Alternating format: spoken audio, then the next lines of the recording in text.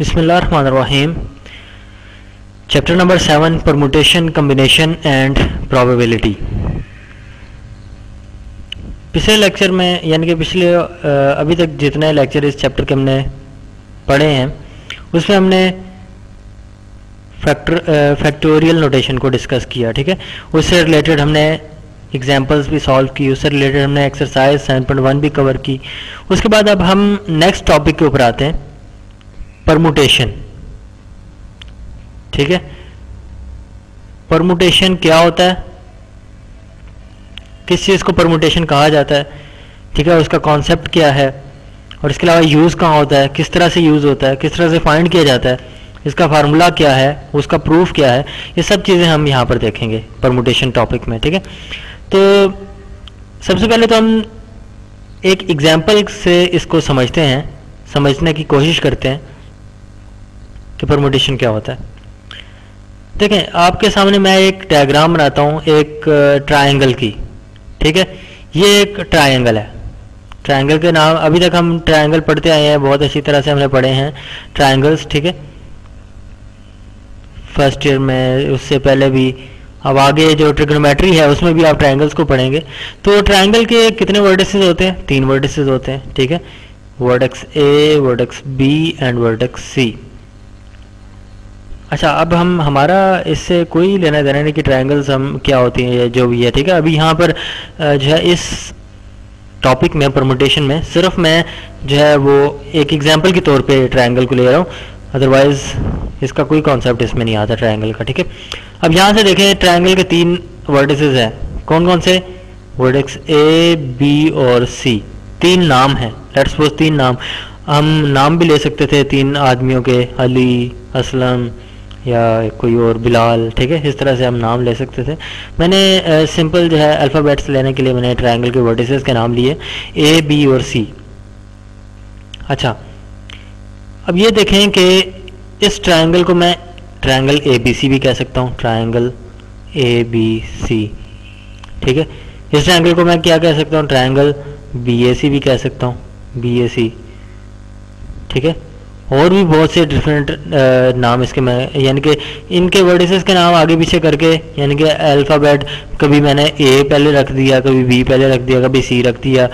ठीक है, और यानी कि मैं अब ये देखना चाह रहा हूँ कि कितने डिफरेंट वेज हैं कि मैं इसके नाम जो है कितने डिफरेंट वेज से यानी कि इसको नेम कर सकता हूँ।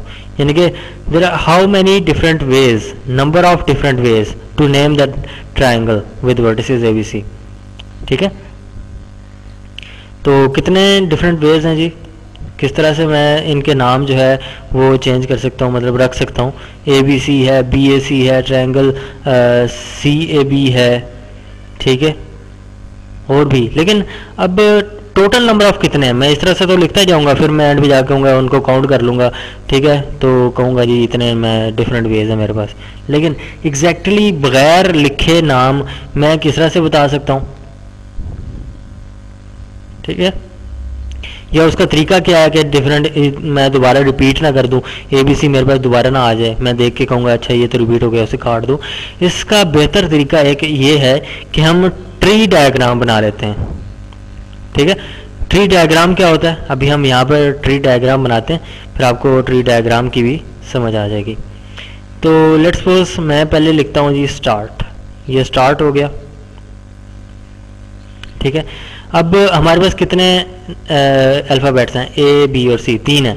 ठीक है, ये 3 में से ब्रांचेस निकाल लेता हूँ, ए, बी और ये सी। ठीक है, अब यहाँ से देखें, ए अगर फर्स्ट मैं रखता हूँ, यानी कि ये फर्स्ट हो गया ना, फर्स्ट में रखता हूँ ए, उसके बाद फिर 2 मेरे पास अल्फ़ाबेट्स बच जाते हैं, बी और सी। ठीक है, तो मैं बी को एक दफ़ा पहले रख लूँ ए के बाद, ठीक है, या फिर सी को पहले रख लूँ। तो ये मैं लिखता हूँ कि ए के बाद अगर बी आता है तो ए के बाद सी भी तो आ सकता है ना। तो 2 डिफरेंट यानी कि टाइप्स होगी, डिफरेंट वेज हो गए। ठीक है, इसी तरह से अब मैं कहता हूँ जी बी अगर मैं पहला रखता हूँ तो उसके बाद मेरे पास 2 डिफरेंट तरीके बनते हैं कि बी के बाद मैं ए भी रख सकता हूँ बी के बाद मैं सी भी कह सकता हूँ सेकंड पोजीशन पे, यानी कि अभी पहली पोजीशन तो हमने डिक्लेयर कर दी ना। इस केस में फर्स्ट ब्रांच में हमने क्या कहा कि ए को मैंने फर्स्ट पोजीशन पे रखा, ठीक है, और सेकंड ब्रांच में मैंने कहा कि मैंने बी को फर्स्ट पोजीशन पे रखा, और थर्ड ब्रांच में मैंने कहा सी को मैंने फर्स्ट पोजीशन पे रखा। ये फर्स्ट पोजीशन होगी। उसके बाद सेकंड पोजीशन की बात हो रही है। अगर मैंने ए को फर्स्ट रखा तो सेकंड पोजीशन पे मैं क्या रख सकता हूँ, एक दफ़ा बी भी रख सकता हूँ, एक दफ़ा सी भी रख सकता हूँ, ठीक है, क्योंकि दो ही अल्फ़ाबेट्स बचे हैं ना मेरे पास, तो दो ही मेरे पास जो है वो यानी कि ऑप्शंस बचे हैं कि एक दफ़ा मैं बी को रख सकता हूँ या फिर मैं सी को रख सकता हूँ। इसी तरह से दूसरी ब्रांच की जब बात हुई, जब मैंने बी को फर्स्ट पोजीशन पे रखा तो मैं ए को सेकंड पोजीशन पे रख सकता हूँ या फिर सी को सेकंड पोजीशन पे रख सकता हूँ।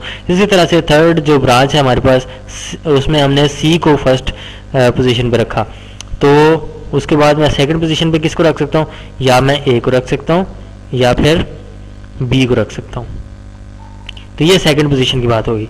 लेकिन अब थर्ड पोजीशन, क्योंकि हमारे पास तो टोटल क्या है 3 हमारे पास है ना, यानी कि अल्फ़ाबेट्स हैं 3, उनको हमने अरेंज करना है ना। तो अब यहाँ से अगर मैंने फर्स्ट पोजीशन पे ए रखा, सेकंड पोजीशन पे बी रखा, तो थर्ड पोजीशन पे ऑब्वियसली एक ही बचता है सी, तो ये सी आ जाएगा। अभी इसकी हम बात करते हैं। अगर मैंने फर्स्ट पोजीशन पे ए रखा, सेकंड पोजीशन पे सी रखा, तो थर्ड पोजीशन पे क्या बच गया, बी बच गया, तो यहाँ पे बी आ जाएगा। इसी तरह से अगर मैंने फर्स्ट पोजीशन पे, सेकंड ब्रांच पे आ जाते हैं अब, ठीक है, अगर मैंने फर्स्ट पोजीशन पे बी को रखा, सेकंड पे ए को रखा हुआ है, ठीक है, तो थर्ड पे क्या आएगा, सी आएगा। ये सी मैंने रख दिया। और अब इस पे आते हैं, बी पे फर्स्ट पोजीशन पे है, सी सेकंड पोजीशन पे है, तो ए बच गया, ए थर्ड पोजीशन पे आ जाएगा। इसी तरह से थर्ड ब्रांच पे आते हैं, जब मैंने सी को फर्स्ट पोजीशन पे रखा हुआ है और ए को मैंने सेकंड पोजीशन पे रखा है, तो थर्ड पोजीशन पे बी बच जाता है, तो ये बी आ जाएगा। इसी तरह से सी को जब फर्स्ट पोजीशन पे रखा हुआ है, सेकंड पोजीशन पे बी है, तो थर्ड पोजीशन पे ए आ जाएगा, ठीक है। तो ये हमारा बन चुका है कंप्लीट एक ट्री डायग्राम इसको कहा जाता है, ठीक है। तो अब यहाँ से हम नेम जो है लिख सकते हैं, ठीक है। नेम मैं लिखना स्टार्ट करता हूँ कि स्टार्ट से हम शुरू करेंगे और ये फर्स्ट ब्रांच की तरफ जाएंगे। ये फर्स्ट है, ये सेकंड है, ये थर्ड ब्रांच है, ठीक है।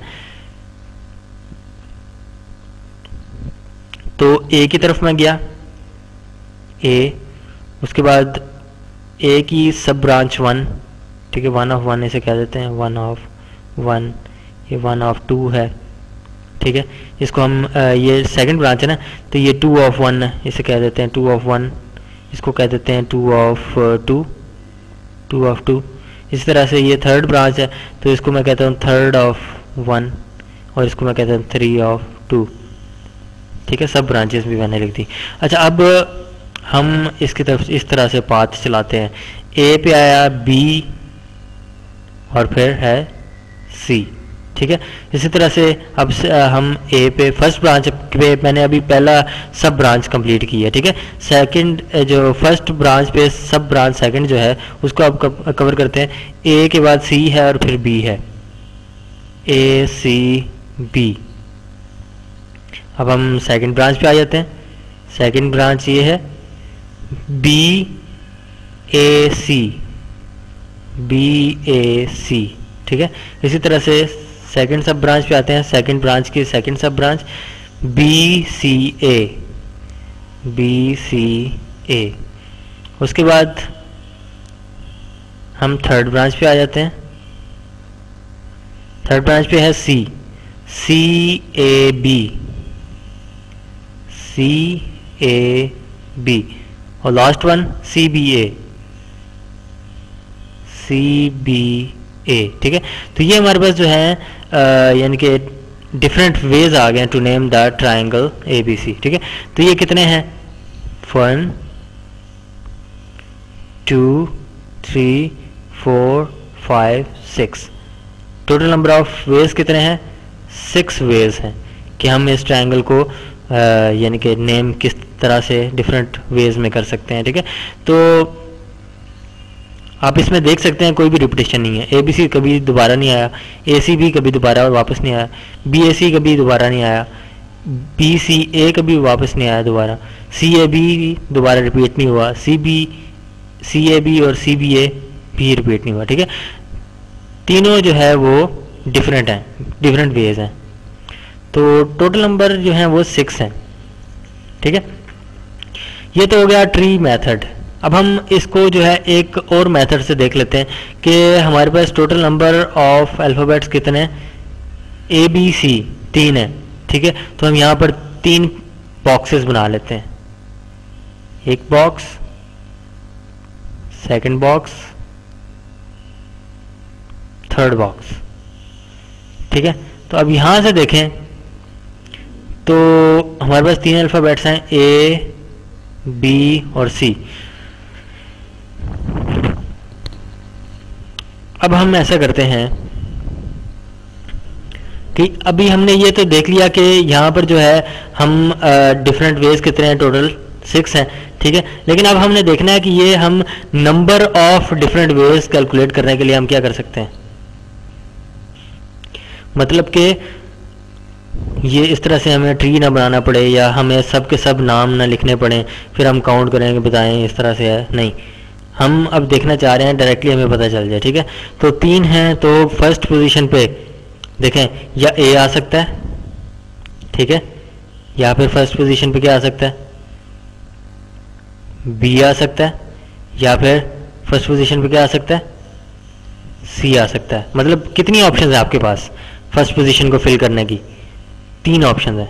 ठीक है, तो मैं यहाँ पे लिख देता हूँ 3 ऑप्शन है जी हमारे पास फर्स्ट पोजीशन फिल करने की। ठीक है, अब सेकंड पोजीशन को फिल करने की हमारे पास कितनी ऑप्शन है, अगर इनमें से कोई एक मैंने सेलेक्ट कर लिया है, यहाँ पर मैंने रख दिया है, ठीक है, उसके बाद हमारे पास कितनी ऑप्शन बचती हैं, लेट्स सपोज मैंने ये जो है ये फिक्स कर दिया, ए यहाँ पर रख दिया, बाकी हमारे पास कितनी ऑप्शन बची सेकंड पोजीशन को फिल करने की, वो हमारे पास बचती है एक ही पोजीशन, 2 या बी या सी।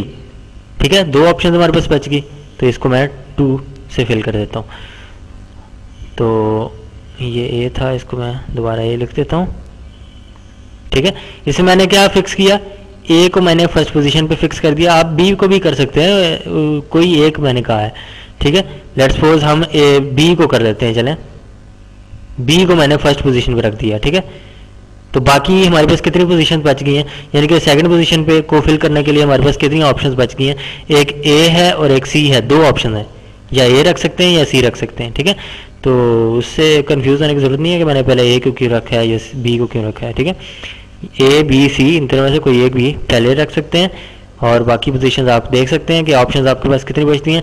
अब देखें 2 कवर हो चुकी हैं, ए को मैंने फर्स्ट पे रखा, बी को मैंने अगर इन दोनों में से कोई एक रखना था ना, तो लेट्स सपोज मैंने बी को रख दिया। ठीक है, अब हमने देखना है कि थर्ड पोजीशन, 2 तो फिक्स हो चुकी हैं, फिल हो चुकी हैं पोजीशन, थर्ड पोजीशन पे देखें तो आपके पास क्या ऑप्शन बचती है, थर्ड पे एक ही अल्फ़ाबेट आपके पास बचता है, या सी बचेगा या बी बचेगा या ए बचेगा। ठीक है, वो डिपेंड करता है आपने यहाँ पर क्या लिखा है। ठीक है, तो एक ही ऑप्शन बचती है, मतलब कि ये 1 आ जाएगा, 1 ऑप्शन। अच्छा, अब देखें इनको जो ऑप्शंस मैंने लिखी थी, अब इनको आपस में मल्टीप्लाई कर दें, 3 × 2 × 1, आपके पास क्या रिजल्ट है 6। तो ये आपके पास तरीका है कि आप फाइंड कर सकते हैं कि आपके पास कितने डिफरेंट नंबर ऑफ वेज हैं कि आप इसको जो है वो अरेंज करके डिफरेंट वेज में अरेंज करके लिख सकें। ठीक है, तो ये हमारे पास रिजल्ट आया 6, मैंने लिख कर भी देखा तो हमारे पास 6 आया था। ठीक है, डिफरेंट नेम्स मैंने उसको अरेंज करके डिफरेंट अरेंजमेंट से, ठीक है, वो लिखा, तो आगे पीछे करके लिखा, तभी हमारे पास उसे काउंट किया तो हमारे पास 6 आया। और जब मैंने इस तरह से देखा कि हमारे पास क्या ऑप्शन बचती हैं, उस हिसाब से हमारे पास आंसर क्या आया, 6 आया। ठीक है, तो ये हमारे पास एक तरीका है। या फिर आप इसे कह सकते हैं कि एक और आपको मैं बताता हूँ कि फिल करने के लिए आपके पास क्या तरीके आते हैं कि आपके पास जितने भी नंबर ऑफ अल्फ़ाबेट्स या नंबर ऑफ थिंग्स हैं या नंबर ऑफ नेम्स हैं, जो भी है, ठीक है, नंबर की बात कर रहा हूँ, तो उसका फैक्टोरियल फाइंड कर लें। उतने तरीकों से आप उसको रीअरेंज कर सकते हैं। ठीक है, जिस तरह से ये 3 पोजीशन है ना, 3 1 2 3 3 है, इनको कितने तरीकों से रीअरेंज किया जा सकता है, 3 का फैक्टोरियल ले लें, 3 का फैक्टोरियल 6 आता है। ठीक है, यही बना है ना 3 × 2 × 1, ये 3 का फैक्टोरियल ही है। ठीक है, तो ये एक और मेथड था इसको यानी कि समझने का। तो इसकी हम यानी कि डेफिनेशन भी अब यहाँ से लिख सकते हैं कि यानी कि फंडामेंटल प्रिंसिपल ऑफ काउंटिंग उसे कहा जाता है। ठीक है, तो उसको मैं लिखता हूँ, उसके पहले मैं डिफाइन कर देता हूँ क्योंकि हम समझ तो चुके हैं यहाँ पे। तो फंडामेंटल, ये है फंडामेंटल प्रिंसिपल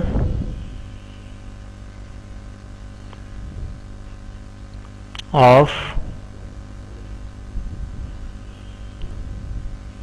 काउंटिंग। ठीक है, वो फंडामेंटल प्रिंसिपल है क्या, यानी कि वर्ड्स में हम अगर बताना चाहें तो suppose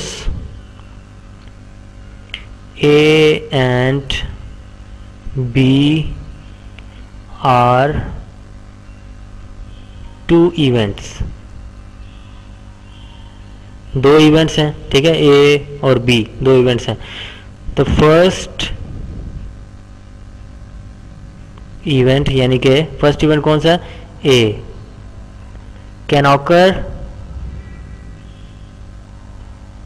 in P different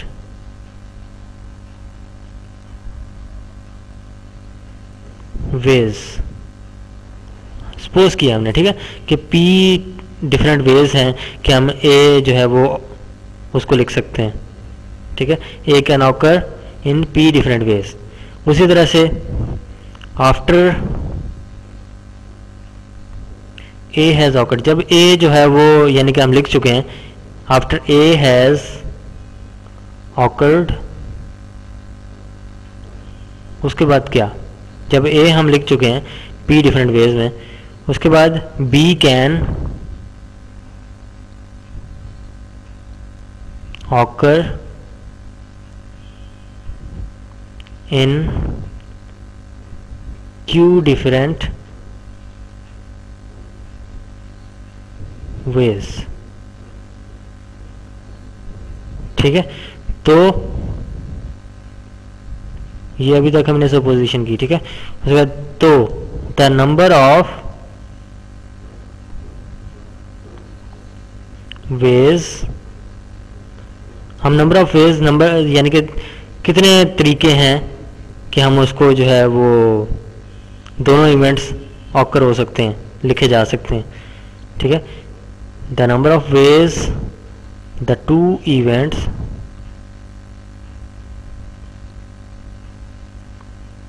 can occur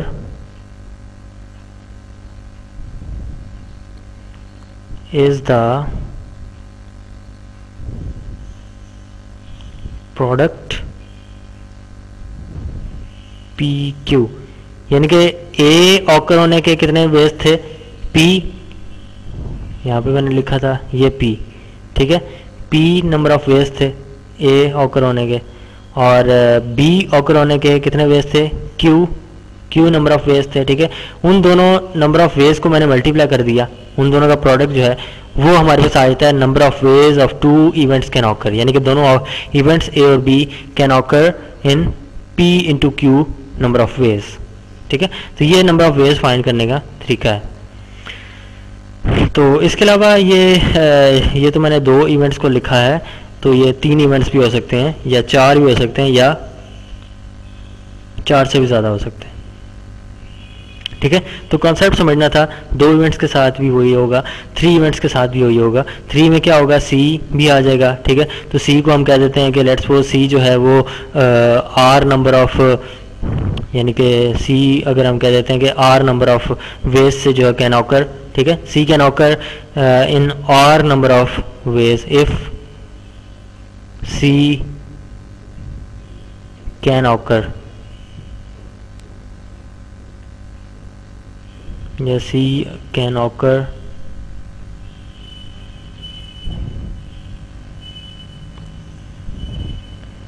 in R number of veg, number of veg, यानी कि C क्या है, if C is third event, तो क्या होगा, फिर इसके नंबर ऑफ वेज कितने R, तो तीनों इवेंट्स का ऑकर होने का क्या नंबर ऑफ वेज निकलेंगे, P into Q into R, ठीक है। तो यानी कि प्रोडक्ट उनका हो जाएगा number of ways the individual event can occur, ठीक है, उनको आपस में मल्टीप्लाई कर दिया जाए तो हमारे पास आ जाता है number of ways the events can occur, ठीक है। तो ये इसकी मैंने डेफिनेशन भी लिख दी, उससे पहले मैंने आपको समझा भी दिया, ठीक है, दो डिफरेंट तरीक़ों से, एक ट्री डायग्राम से और हमने फिल यानी कि पोजीशन फिल करने के हिसाब से भी देख लिया इसको। तो यहाँ पर इस लेक्चर को ख़त्म करते हैं, नेक्स्ट लेक्चर में इसका नेक्स्ट पार्ट आगे इसको मज़ीद हम डिस्कस करेंगे और मज़ीद इसको समझने की कोशिश करेंगे।